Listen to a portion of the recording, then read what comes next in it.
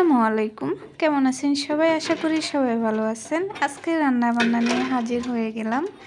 আজকে রান্না করব ডিম ভুনা এবং মুরগির মাংস দিয়ে আলু দিয়ে, আরও রান্না করব নুডলস। তো প্রথমে আমি পাতিল বসিয়ে দিয়েছি, দিয়ে ডিম দিলাম পানিতে। এখন সামান্য লবণ দিয়ে দিলাম। লবণ দিলে ডিমের চামড়া তাড়াতাড়ি উঠানো যায় খুব সুন্দরভাবে। ডিমগুলো সিদ্ধ হয়ে গিয়েছে, নামিয়ে নিয়েছি। কড়াই গরম হয়ে গিয়েছে, এখন তেল দিয়ে দিলাম। তেলেতে আমি হলুদ এবং লবণ দিয়ে দিচ্ছি।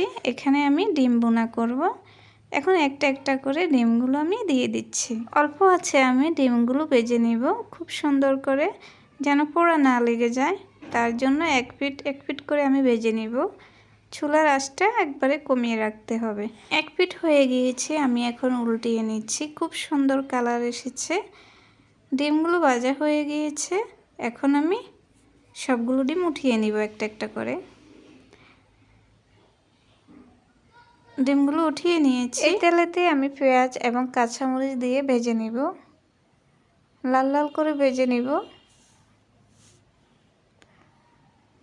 খুব সুন্দর করে নাড়তে হবে যেন পোড়া না লেগে যায়। এখন লাল লাল হয়ে গিয়েছে, আমি এতে সামান্য পরিমাণ পানি দিয়ে দিচ্ছি।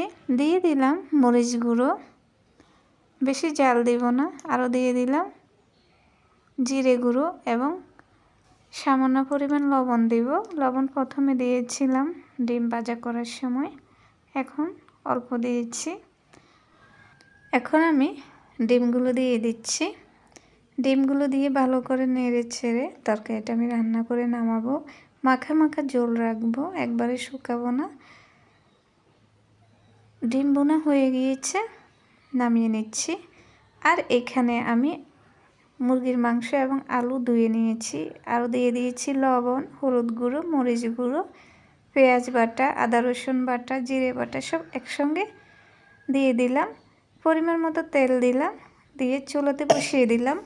তরকারিটা নেড়ে ছেড়ে আমি এখন ঢাকনা দিয়ে রাখবো, যেন তরকারিটা ভালো মতো কষানো হয়। তরকারি যত কষানো হবে ততই মজা হবে। ঢাকনাটা উঠিয়ে নিয়েছি, মাখা মাখা হয়ে গিয়েছে। তেলগুলো খুব সুন্দর মতো উপরে ভেসে উঠেছে, তার মানে তরকারি কষানো হয়েছে, এটা বুঝে নিতে হবে। এখন গরম পানি দিয়ে দিচ্ছি। গরম পানি দিয়ে আবারও আমি তরকারিটা নেড়ে দিচ্ছি। তরকারিটা নেড়ে ছেড়ে ঢাকনা দিয়ে আমি জাল দিব। তরকারিতে আজকে আমি আলু দিয়েছি, আলু না দিলে তরকারিটা ভালোই লাগে না। তো রান্নাটা হয়ে গিয়েছে অলরেডি, ঢাকনাটা উঠিয়ে নিয়েছি। খুব সুন্দর একটা কালার এসেছে। এখন আমি অন্য আরেকটা সুন্দর পাতিলে ঢেলে নিচ্ছি, যেহেতু আমি মাটির চুলায় রান্না করছি। এখন আমি রান্না করব নুডলস। তার জন্য কড়াই গরম করে তেল দিয়ে দিলাম। তেলটা গরম হয়ে গেছে, এখন মরিচ কুচি এবং পেঁয়াজ কুচি এবং লবণ দিয়ে দিলাম। আরও দিয়ে দিলাম টমেটো। সব কিছু আমি ভালো করে অল্প আছে লাল লাল করে ভেজে নিয়েছি। এখন এখানে আমি 2টি ডিম ভেঙে দিয়েছি। ডিমগুলো আমি ভালো করে ভেজে নেব, আগে গুটে নিচ্ছি। ভাজা করা শেষ, এখানে দিয়ে দিয়েছি ভাজি করে রাখা মুরগির মাংস। ছোট ছোট টুকরা করে আমি কেটে লবণ এবং হলুদ দিয়ে ভেজে নিয়েছি ভালো করে। এখন এখানে আমি দিয়ে দিব নুডলসগুলো আমি সিদ্ধ করে পানি দিয়ে ধুয়ে পানিটা ঝরিয়ে নিয়েছি। কি সুন্দর জর্জরা হয়েছে। এখন ভালো করে নেড়ে ছেড়ে নিচ্ছি। নুডলস যত ভাজা হবে তত খেতে মজা লাগবে। আর এখানে আমি দিয়ে দিচ্ছি নুডলসের মশলাগুলো, উপরে ছিটিয়ে দিচ্ছি। এখন ভালো করে নাড়তে হবে যেন সবগুলো মশলা সবগুলো নুডলসের সঙ্গে লেগে যায়, তাহলে খেতে ভালো লাগবে। রেডি হয়ে গেল নুডলস রান্না। এখন আমি বাটিতে বেড়ে নিব। আজকে মেহমান এসেছে, মেহমানকে আপ্যায়ন করার জন্য নুডলস রান্না করেছি। আমার ভিডিওটি কেমন লেগেছে জানাবেন সবাই। যদি ভিডিওটি ভালো লাগে লাইক কমেন্ট শেয়ার করে পাশে থাকবেন। সবাই ভালো থাকবেন, সবার জন্য দোয়া ও ভালোবাসা। আল্লাহ হাফেজ।